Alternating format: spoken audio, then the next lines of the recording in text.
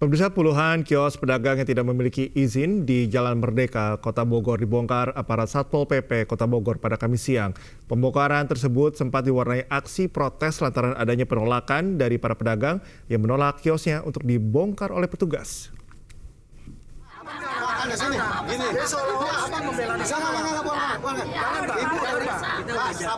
Apa saya bilang di sana? Enggak, saya bilang di sana apa tidak? Kan saya nggak bilang di sana juga. Saya nggak bilang di sana.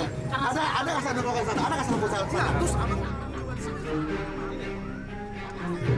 Adu mulut terjadi antara sejumlah pedagang dengan Kasatpol PP Kota Bogor saat dilakukan pembongkaran terhadap puluhan kios pedagang di Jalan Merdeka, Kota Bogor, Jawa Barat, Kamis siang. Pembongkaran dilakukan terhadap 47 kios yang tidak memiliki izin usaha. Para pedagang ini mencoba mempertahankan kios miliknya karena tidak terima akan dibongkar petugas. Namun setelah dijelaskan, akhirnya para pedagang mengalah. Meski mendapatkan protes dari para pedagang, pembongkaran tetap dilakukan dengan menggunakan sebuah alat berat. Petugas pun meratakan seluruh bangunan kios permanen tersebut. Kami melakukan pembongkaran terhadap bangunan yang tidak memiliki izin usaha, yang mana sudah pernah melakukan pembongkaran sebelumnya. Hari ini kami normalkan kembali. Ada sekitar 43 kios yang kami bongkar kalau tidak memiliki izin usaha. Dan disinyalir selama ini kiosnya menjadi sumber ketidaktertiban di kawasan ini, kekumuhan, kemacetan, dan kelima, pesawat dan lainnya. Pedagang yang kiosnya dibongkar mengaku akan kembali berjualan di tempat tersebut dengan alasan sudah membayar sewa dan telah berdagang sejak puluhan tahun lalu. Kalau saya protes ya wajar dong, saya berdagang di sini.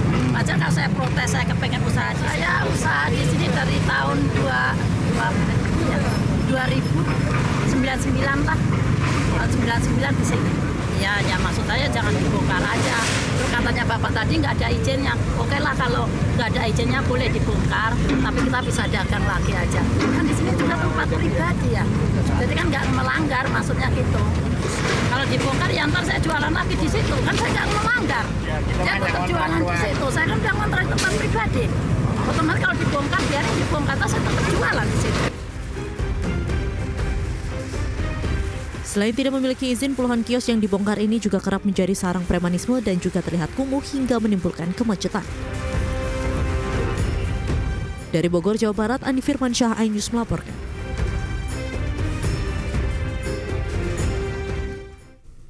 Kita beralih ke informasi lainnya, pemirsa. Presiden Prabowo Subianto meresmikan terowongan silaturahim yang menghubungkan Masjid Istiqlal dengan Gereja Katedral. Presiden menyebut terowongan sebagai simbol kerukunan umat beragama yang ada di tanah air. Mohon izin Bapak, kami pandu hitung mundur dalam 3, 2, 1.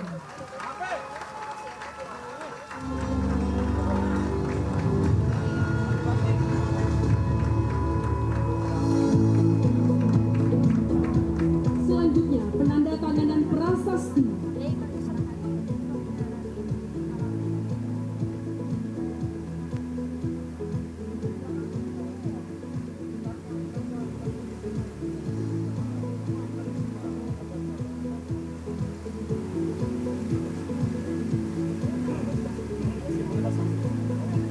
Dengan demikian, terowongan silaturahim Masjid Istiqlal Gereja Katedral telah diresmikan.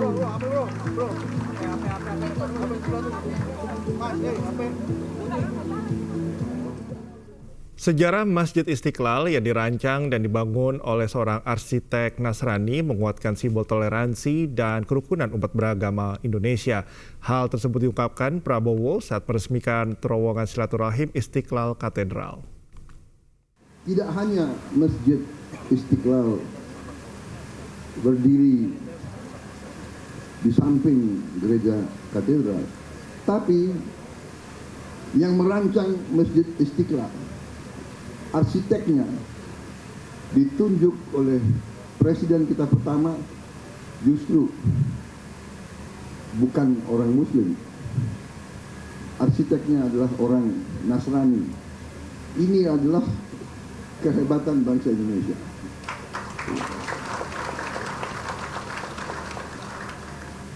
kecil-kecilan saya juga bikin masjid di Hambalang.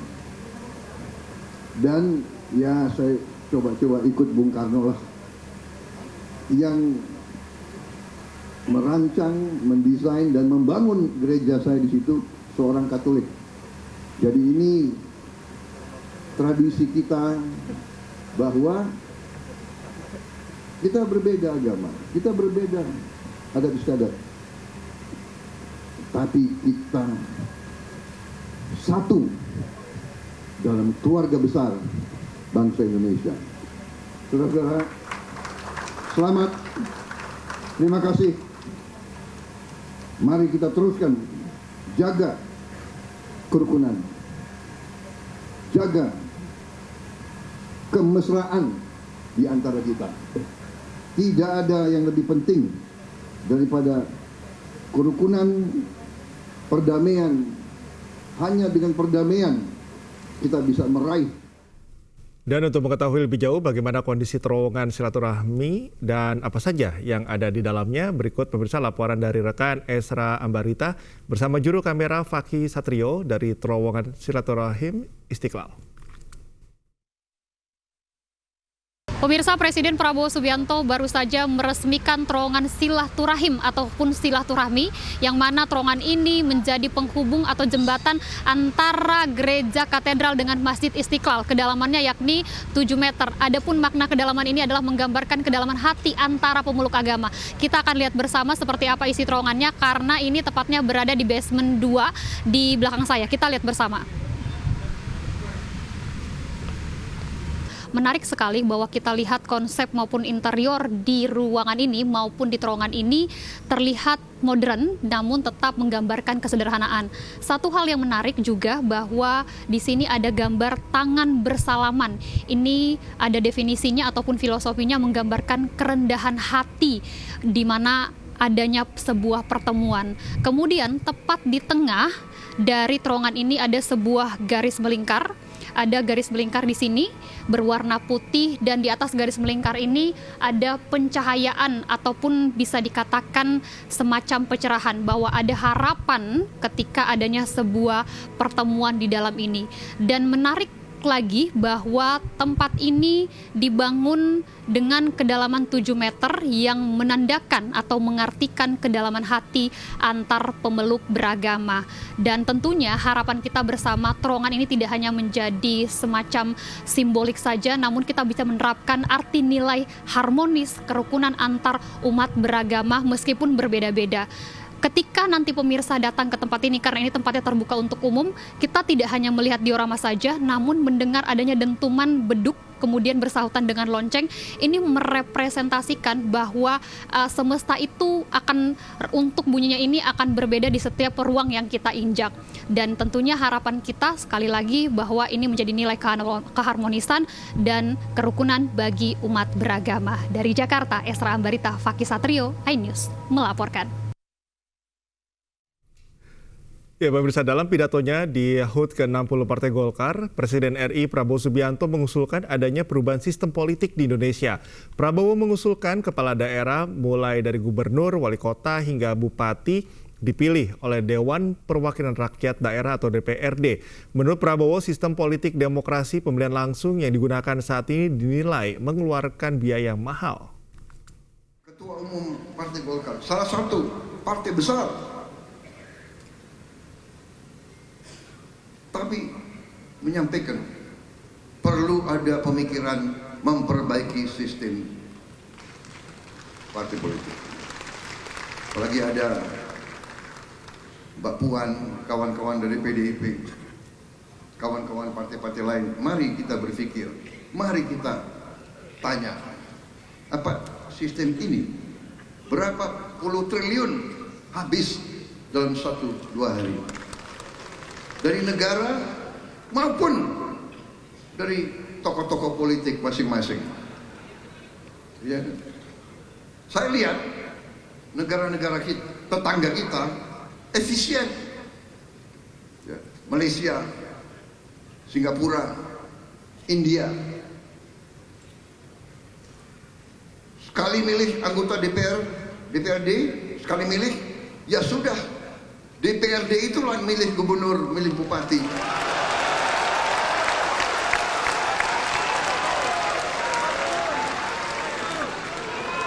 Efisien, nggak keluar duit. Kayak kita kaya, benar nggak? Uang yang bisa beri makan anak-anak kita, uang yang bisa perbaiki sekolah, uang yang bisa perbaiki irigasi, uang yang bisa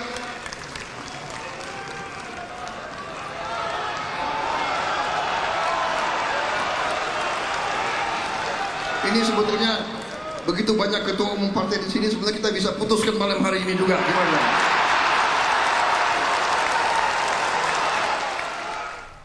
Partai Golkar menggelar peringatan hari ulang tahun ke-60 di kawasan Sentul, Bogor, Jawa Barat. Selain memberikan pidato politik, Presiden Prabowo turut menyumbang suara bernyanyi di atas panggung.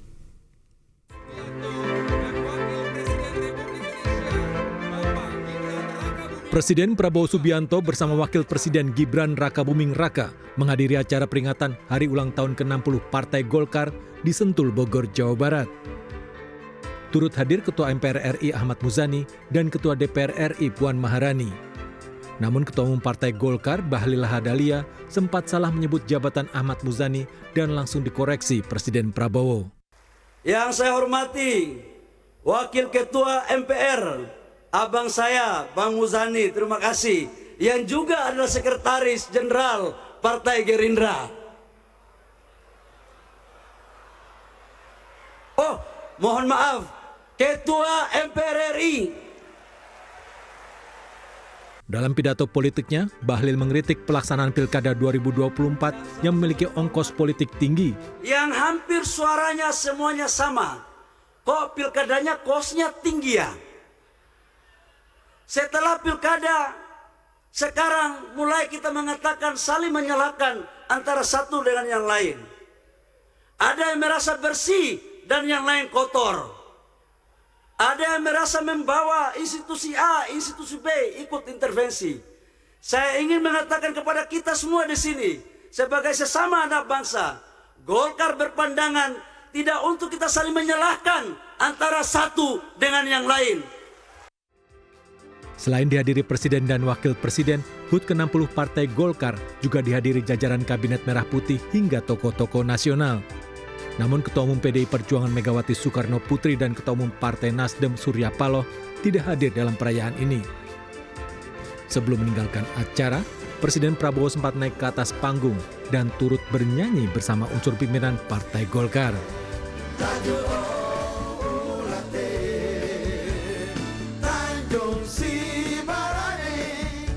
Dari Jakarta, Muhammad Zulhilmi, Yudi Permana melaporkan. Ketua Umum PDI Perjuangan Megawati Soekarno Putri mengkritik program makan bergizi gratis yang digagas Presiden Prabowo Subianto. Presiden kelima RI tersebut meminta Prabowo menghitung kembali anggaran Rp10.000 per porsi. Bowo, kalau dengar ini, tolong deh, suruh dihitung lagi. Tepuk tangan dong ibu-ibu. Apa urusan kalian? Saya tahu kalau update segala. Ini kemanusiaan, tahu. Kritik keras disampaikan Ketua Umum PDI Perjuangan Megawati Soekarno Putri terhadap program makan bergizi gratis yang digagas Presiden Prabowo Subianto. Megawati ragu anggaran Rp10.000 per porsi cukup untuk program ini. Meski mendukung program makan bergizi gratis, Presiden kelima RI ini meminta Prabowo untuk menghitung ulang anggaran tersebut. Katanya mau kasih makanan gratis, setuju saya. Benar-benar. Tapi apa? Saya hitung, saya juga tukang masak kok. Ibu saya tuh orang Sumatera, Bengkulu. Jadi tradisi putri pertama harus pintar masak, alhamdulillah. Hitung kan, 10.000 tuh. Apa yuk? Apalagi sekarang harga naik. Mas Bowo, kalau dengar ini, tolong deh, suruh dihitung lagi. Tepuk tangan dong ibu-ibu. Apa urusan kalian? Saya tahu kalau update segala. Ini kemanusiaan, tahu. Meski menyampaikan kritik pedas, Megawati menyebut hal ini merupakan bentuk koreksi agar program makan bergizi gratis lebih realistis. Program makan bergizi gratis adalah salah satu program utama Prabowo Subianto Gibran Rakabuming Raka yang ditawarkan saat kampanye Pilpres 2024. Anggaran proporsi awalnya sempat mencapai Rp15.000. Namun setelah beberapa kali uji coba, Prabowo menetapkan anggaran makan bergizi Rp10.000 per porsi. Dari Jakarta, Abdul Aziz, iNews melaporkan. Selain itu pemirsa, dalam pidatonya Megawati Soekarno Putri juga menyampaikan adanya upaya untuk mengacak-acak partainya. Ketua Umum PDI Perjuangan ini juga menegaskan bahwa hal tersebut tidak akan terjadi. Ada deh yang bakal abadi, aduh, iya. Saya aja juga pensiun jadi presiden, sekarang masih keren. Ini katanya udah diminta oleh seluruh ini anggota partai secara aklamasi. Kalau ada nanti kongres, ibu mesti jadi lagi, enak aja emangnya. Gua nggak boleh pensiun. Tapi kok bilang gitu? Ini biar kedengeran. Kenapa? Karena aku juga udah ada nih berita. Nanti di kongres, karena sekarang kurang bisa berhasil, katanya di kongres juga mau diawut-awut. Saya sengaja nih supaya pada kedengeran dah. Coba kamu mau awut-awut partai saya. Inovasi terus dilakukan produsen obat herbal untuk memenuhi kebutuhan masyarakat. Inovasi dilakukan dengan tetap mempertahankan kualitas yang optimal.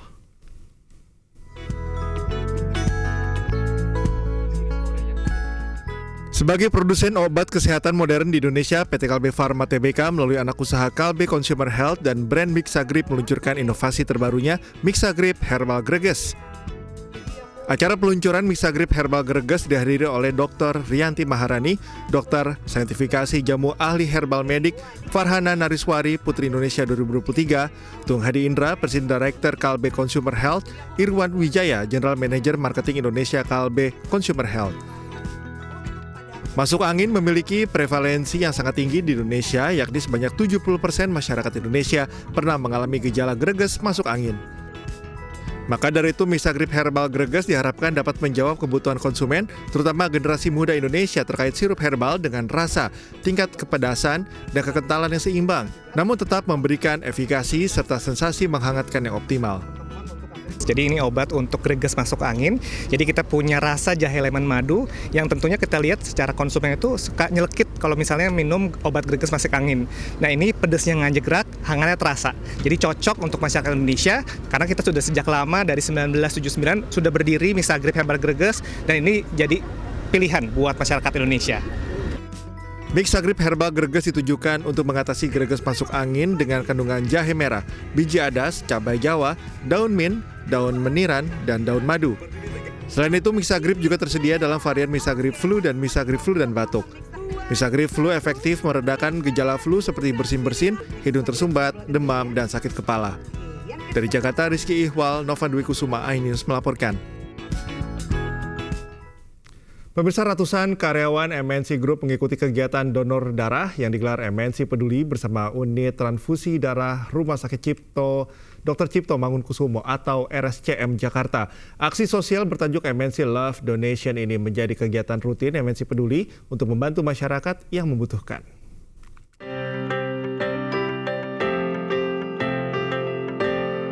MNC Peduli bekerja sama dengan Unit Transfusi Darah Rumah Sakit Dr. Cipto Mangunkusumo kembali menggelar acara donor darah di kawasan MNC Center Kebon Sirih, Jakarta Pusat. Acara bertajuk MNC Love Donation ini melibatkan lebih kurang 400 karyawan MNC Group dari berbagai unit bisnis. Kami mempunyai kebutuhan darah yang cukup tinggi dibandingkan dengan rumah sakit lain. Selain untuk kebutuhan darah rutin pasien-pasien dengan kelainan darah seperti talasemia, hemofilia, dan leukemia, kami juga membutuhkan darah untuk pasien-pasien dengan kondisi kecelakaan lalu lintas dan pasien-pasien bedah. Tentunya untuk donor darah inilah sangat baik untuk kesehatan pasien ataupun kita sendiri. Dan ini juga sebagai kegiatan sosial kita kepada masyarakat yang membutuhkan darah. Kami berharap hal-hal seperti ini bisa diikuti oleh perusahaan-perusahaan lain. Donor darah merupakan aksi sosial yang berdampak positif bagi kesehatan tubuh pendonornya. Untuk nyumbang darah kita untuk orang-orang yang membutuhkan, prosesnya cepat dan menyenangkan. Di dalam juga jarum suntiknya nggak berasa sakit, jadi ayo donor darah. Yuk ikutan nyumbang, ikutan berpartisipasi, nggak ada salahnya kok.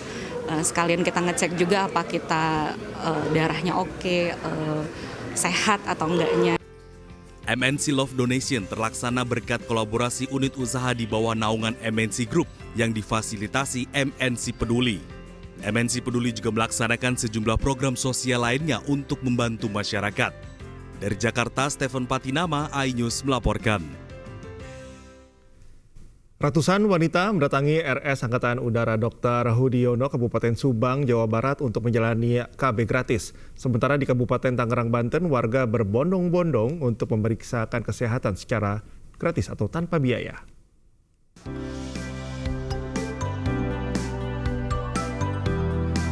Program pemasangan KB medis operatif wanita di RSAU Dr. Hudiono Kalijati, Subang, Jawa Barat diserbu ratusan wanita. Peserta merupakan usia subur yang telah memiliki anak lebih dari 3. Setelah melalui proses pemeriksaan, sejumlah wanita yang menjalani tubektomi gratis ini mencapai 120 orang. Bagus sih, jadi kan kalau misalkan mau bayar yang umum mahal, kali ini kan dari pemerintah gratis. Kenapa mau ikut ini pasang KB ini? Biar nggak punya anak lagi. Kamu udah punya anak berapa? 3. Udah 3. Iya,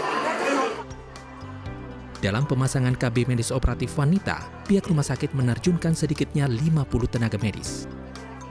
Tim medis kita untuk dari rumah sakit saja ada sekitar 50 orang, mulai dari pendaftaran sampai nanti pasien pulang. Kemudian dari tim Dr. Frit ada 7 orang, ada Dr. Frit sebagai operatornya, spesialis obgyn.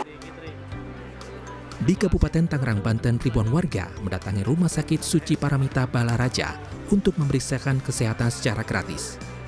Pemeriksaan kesehatan meliputi berbagai keluhan seperti kolesterol hingga diabetes. Pemeriksaan kesehatan mata juga menjadi salah satu bagian yang paling banyak dikeluhkan warga. Program ini dalam rangka memperingati Hari Ibu ke-96 tahun 2024, di mana kita mengharapkan dengan masyarakat yang sehat, tentunya bisa menghasilkan generasi yang sehat dan bisa menjadi andalan kita sebagai generasi yang terus menjaga. Tidak hanya memeriksakan kesehatan mata, bagi peserta yang membutuhkan juga menerima kacamata secara cuma-cuma. Dari Subang, Jawa Barat, dan Kabupaten Tangerang, Banten, Tim Liputan iNews melaporkan. Kita ke informasi selanjutnya, pemirsa. Karnaval Budaya Batanghari dalam rangka Hari Ulang Tahun Kabupaten Batanghari ke-76 dilepas oleh Bupati Batanghari yang diwakili Asisten Administrasi Umum Setda Batanghari. Pawai tersebut diharapkan mempersatukan simpul-simpul kebinekaan menjadi kekuatan yang harmonis.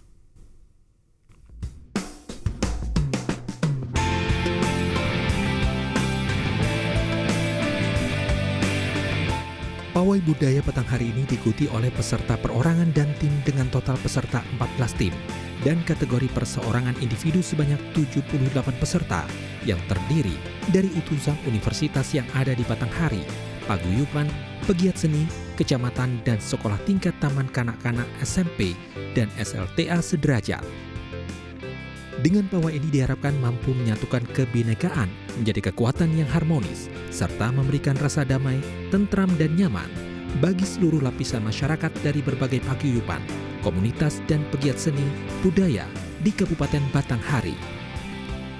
Keberagaman adat dan budaya yang ada di Kabupaten Batanghari merupakan suatu tantangan tersendiri bagi pemerintah daerah untuk dapat melestarikannya.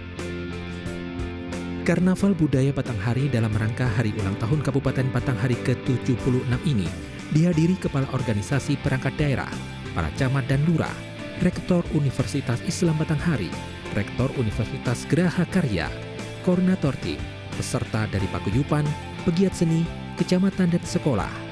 Usai karnaval, digelar pembukaan Batanghari Expo. Memasuki hari ke-6, banjir masih merendam ratusan rumah warga di Kabupaten Jombang, Jawa Timur. Informasinya segera hadir, usai jeda tetaplah bersama kami di iNews Pagi.